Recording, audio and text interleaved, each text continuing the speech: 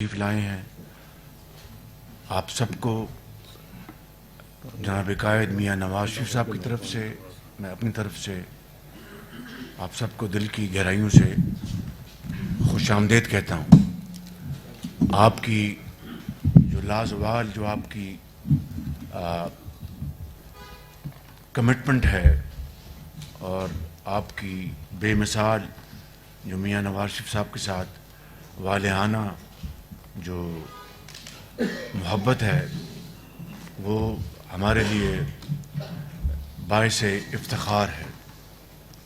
اور آپ نے انتہائی برے وقتوں میں بھی میاں نواز شریف کا ساتھ دیا اور کسی اور طرف جانے کا سوچا نہیں.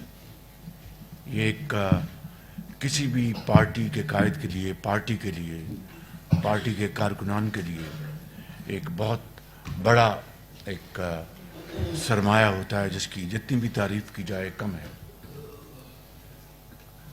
آج ہم جو گفتگو کریں گے اس سے پہلے دو تین باتیں میں عرض کرنا چاہتا ہوں کہ الحمدللہ 21 اکتوبر کے بعد میاں نواز شریف صاحب کی واپسی کے بعد پارٹی میں دوبارہ ایک نئی زندگی آئی، تازگی آئی اور جوش اور ولولہ آیا. اور اب ہم انتخابات میں جا رہے ہیں. اس حوالے سے دو تین باتیں میں عرض کرنا چاہتا ہوں کہ اگر اللہ تعالیٰ نے ہمیں اپنی بے پایاں فضل و کرم سے میاں نواز شریف صاحب کو دوبارہ چوتھی مرتبہ موقع دیا، تو جو صورتحال 2013 سے 17 تک تھی کہ پاکستان کے چاروں طرف ترقی اور خوشحالی کے منصوبے، ان کے اوپر شبانہ روز ان کے اوپر کام ہو رہا تھا. پاکستان کو عالمی سطح پر عزت اور وقار کی نگاہ سے دیکھا جاتا تھا. آپ کو یہ بات اچھی طرح یاد ہے کہ جب ہندوستان نے ایٹمی دھماکے کیے تو اس کے جواب میں وزیر اعظم نواز شریف نے جو فیصلہ کیا، اس فیصلے کو مؤخر کرانے کے لیے بے شمار تجاویز دی گئیں. ایک یہ بھی تھی کہ ہم $5 ارب کی پیشکش کرتے ہیں، آپ ایٹمی دھماکہ نہ کریں.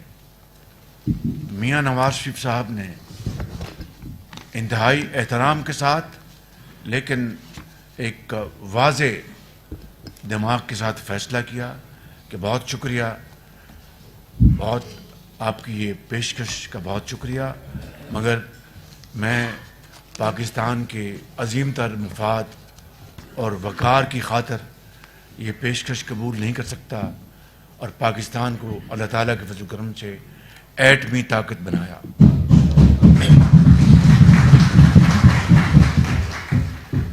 اور پھر آپ نے دیکھا کہ تمام تر رکاوٹیں ڈالنے کے باوجود،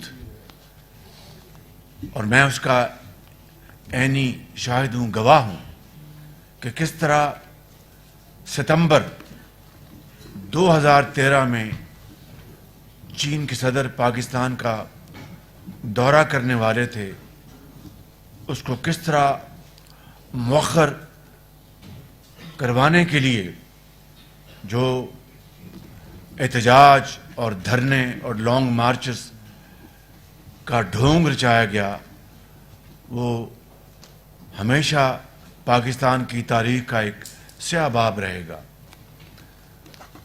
جس طرح وہاں پر ڈھڑائی کے ساتھ اٹھنے سے انکار کر دیا گیا اور چینی سفیر کی اور حکومت پاکستان کی اور دوسرے جو پاکستان کے جو خیر خواہ تھے ان کی تمام تر کاوشوں کے باوجود دھرنے والوں نے، عمران نیازی نے اٹھنے سے انکار کر دیا، دورہ مؤخر ہو گیا اور پھر جا کر وہ اپریل 2014 میں چینی صدر تشریف لائے۔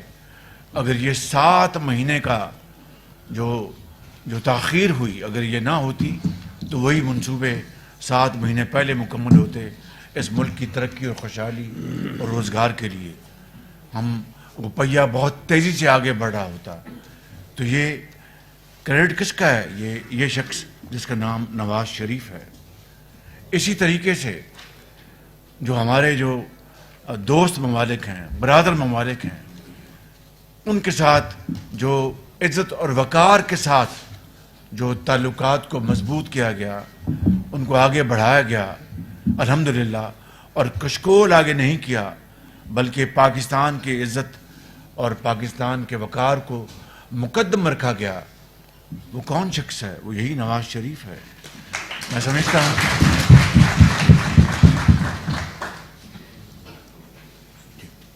سمجھتا ہوں کہ یہ وہ ایک تاریخی واقعات ہیں جن کو یہ قوم، آنے والی نسلیں کبھی نہیں بھلا سکیں گی۔